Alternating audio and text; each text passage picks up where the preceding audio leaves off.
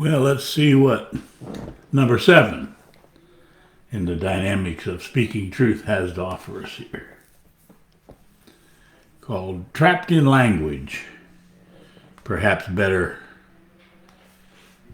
stated would be trapped in thought, invented language, with thought being the context, if you will. Well, knowledge being the context, I suppose.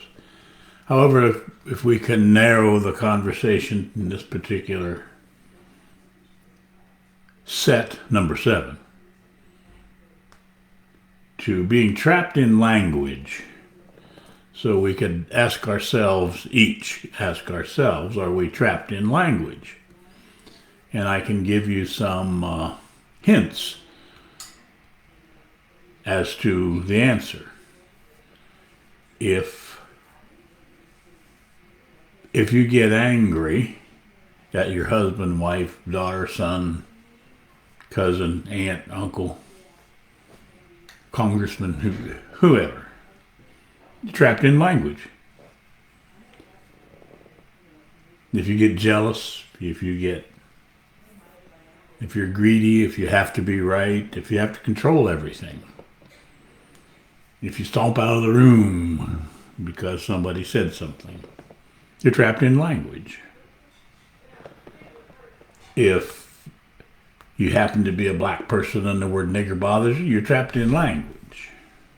If you happen to be a Jewish fellow and person, you don't like to be called Jew bastard or whatever that is, you're trapped in language.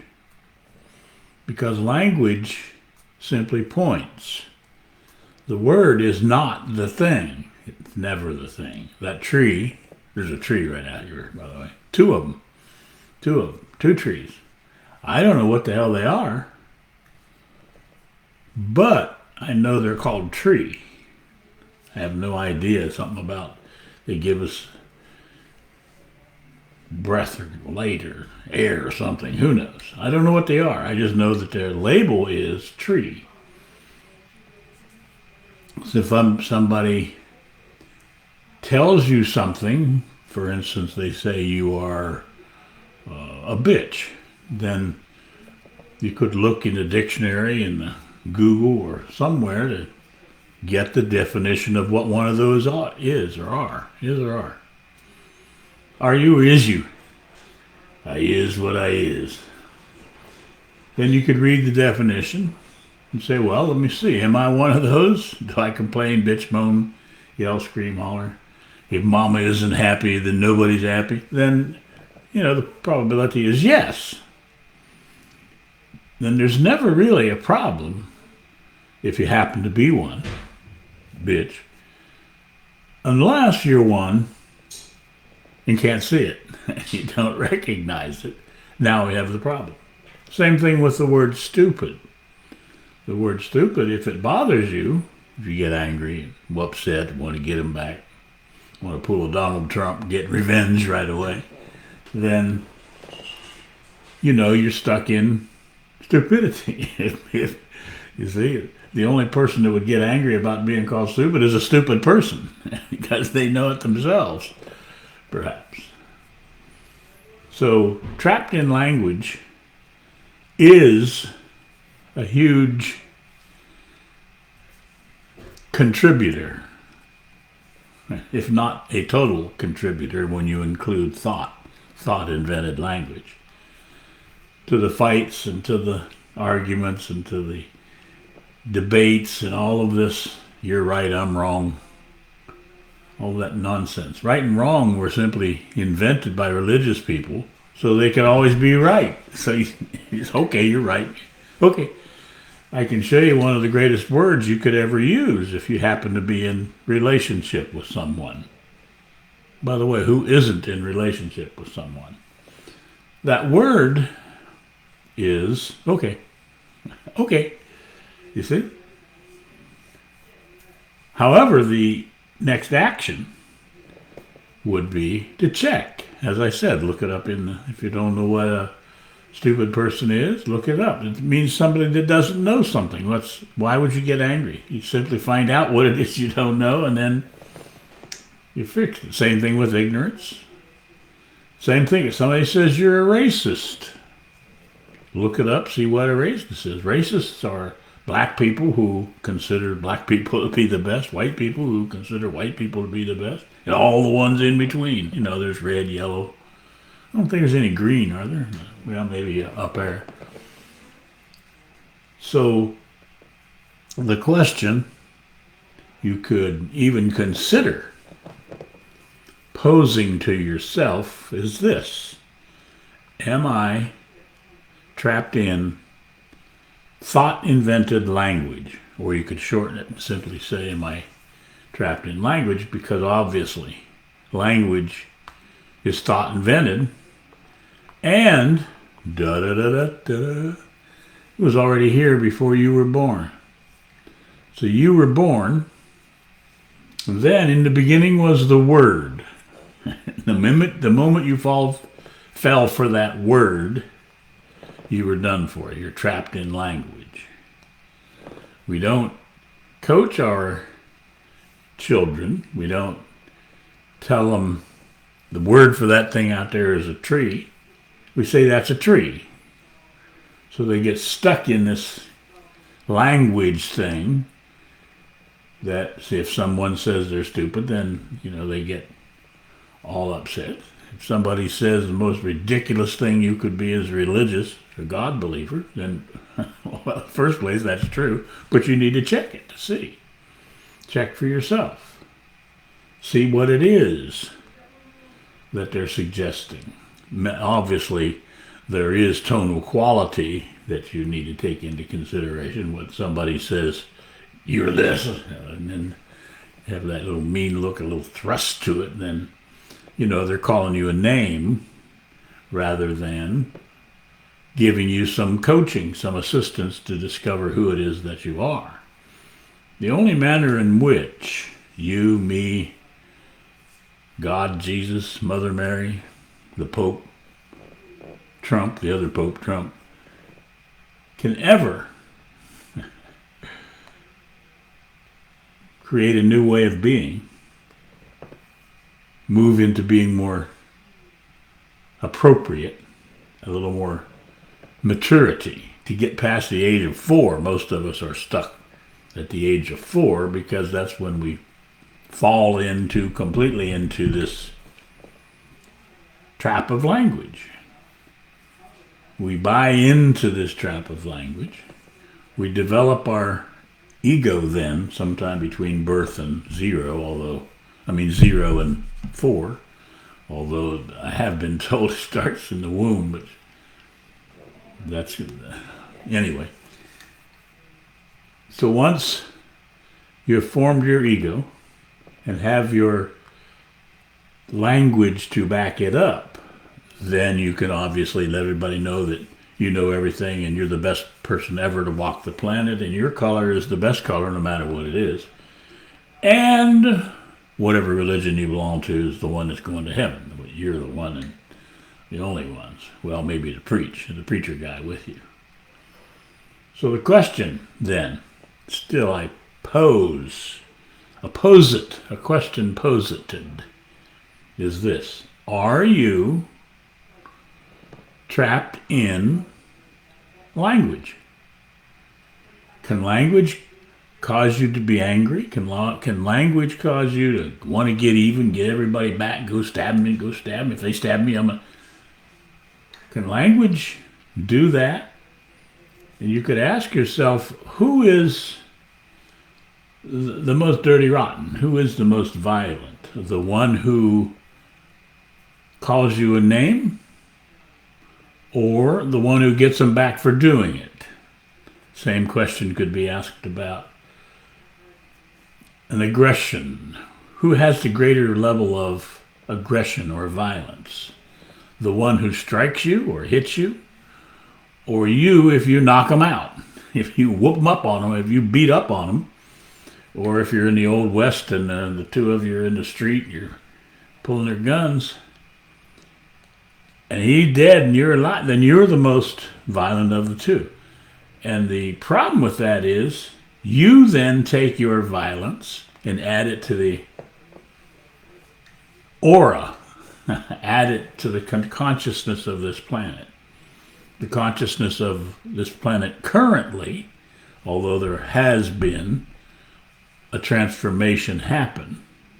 The problem with the consideration about the transformation having happened is it requires an open mind to accept it. And if you're trapped in language, you don't have an open mind. You already have a picture of what it might be. Or if you have a belief in some God, then you already have a picture of what God looks like. Maybe a guy in a white robe with a little cane. Why would God need a cane? But anyway, with a cane, waiting up there to give you the up or the down. So if you have that belief, and let's say there is a God and you happen to meet him or her, they right on past you, wouldn't even know. They say, what anywhere? They're gone, on to the next person, and you're looking for the old girl or old boy, whichever that sky fairy is. And by the way, if this particular part of the language is bothering you, and you're saying this guy's that's blasphemy. You want to talk about something that's one funny word, blasphemy. Blasphemy means you're cutting down my sky fairy. I got this invisible friend, and he's in the air or she's up there, and you can't be saying anything, and you get really mad because I guess the Muslim folks are really bad about this. You make a joke. Well, if you make a joke about that guy, then they won't get you because they're trapped in language. You are trapped in language. We are all trapped in language. You can tell somebody who is not trapped in language, by the way, if this happens to meet, by the virtue of, do they get angry at you? Do they scream and holler and yell? And are they religious? Then you know they're trapped in language. But if they have no need to get even, no jealousy, no anger, no greed, if they have a dollar bill and that's enough, then perhaps they're not trapped in language. I don't know whether you've ever met anybody like that. I don't know whether there's anybody like that, not trapped in language. Because we're taught from our earliest age to can't say something nice about somebody, don't say anything. One of the greatest mistakes we could ever make. A lie by omission means to say your words are stuck inside of you and then they turn to garbage. And the garbage in, garbage out. And then you become a mean, nasty person. Because you can't say what it is that you need to say about the person, place, or thing. And it's getting much worse. I mean, almost can't say anything because it's going to upset somebody. Somebody's going to be upset. There's millions of people who stay away from my videos. There's millions of them who stay away from my videos. And some of them that don't stay away from my videos get all upset. The idiot talking about, oh, look what he's talking, oh, he's saying this, that. They don't realize that when they are agreeing or disagreeing with this nutcase here, I'm a nutcase, I'm a nuthead. Why would anybody believe a damn thing I say? But while they're getting upset, they need to realize, you're trapped in language. Thought has you trapped, and it uses language to manipulate you. Once, long, long ago, I was on Pal Talk, and a girl came in and was one of my favorite sayings. I said to her, I don't know how you got so stupid, but you did a perfect job of it. Oh my gosh, did she get angry. I mean, she was mad. But then something happened. It was a miracle. She said, wait a minute, to herself. If being called stupid makes me mad, then I'm stupid. What a perfect revolution. Look, the worst case of stupidity is the one that doesn't see its own stupidity. The manufactured idea of how smart you are is the dream world of idiots. If you cannot see your total and complete ignorance, stupidity, you are ignorant and stupid. You see? I mean, it's bad enough to be ignorant, but to not be able to see your ignorance? Bad enough to be stupid, but not to be able to see your... That's the epitome of stupidity and ignorance. And by the way, stupidity and ignorance did not have a bottom. It just keeps getting worse and worse. Just like we have been generation after generation is getting dumber and dumber and dumber. We finally hit 2022, and it's my consideration, now, I might be wrong, that we can't get any more stupid. It doesn't seem to me we can get any more stupid. We elect guys who grab women between the legs and do whatever they want to do with them. As I said before, we're at war for 227 of our 242 years. And right now, maybe there's some off in the distance, I don't know. I know the fellow that's there now is a religious guy, and religious people seem to like wars better than anybody else, so we need to be kind of watching that. So, is it possible? Do you have what it takes to see your own stupidity? Can you see that since you were 4 years of age, at least, maybe 3, 2, 1, somewhere in that vicinity, you've been an egomaniac reproducing his ego or her ego, your own. You've been inventing yourself as you go along based on language. Somebody says you're stupid. Oh, I'm never going to be stupid. Oh boy, I'm going to be. Immediately then, this thing called duality comes into play. Somebody calls you stupid as a very youngster. You say, I'm never going to be stupid.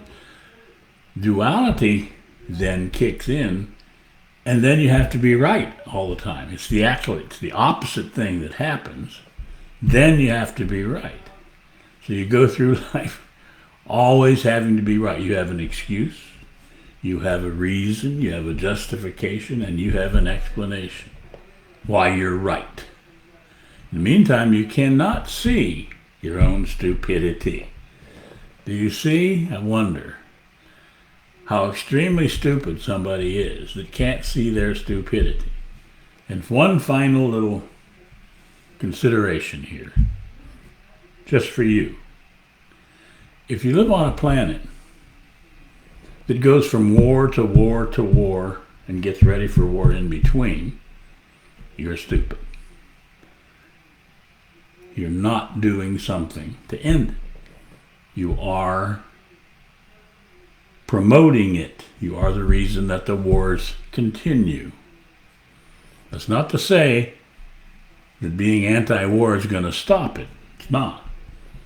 What is necessary, what it requires, what's 100% needed is a 100% revolution internally, inside, within yourself. That means to discover every iota of violence that's within you, every single idiotic ego idea that you put there, every form of violence that you are, every belief that you have. Belief is the purest form of violence that we have. Discover that. Have 100% internal revolution. That means no gun, no bomb. I really don't care to use the word revolution, but there's no language for all the stuff that I've been saying for 40-something years. Internal revolution against, towards, pointed at all that you've been since the day you were born and all that your human has been since the day it was born thousands of years ago. That will bring forth internal peace first, and then collective peace on earth. Should I throw in that goodwill to men? No, they'll think I'm a preacher. A perfect experience of discovering your own stupidity, keeping in mind that if the stupidity you are is so great you can't see it, oh boy, you, me, and the planet are doomed. A perfect experience of life is sent to you each. See you.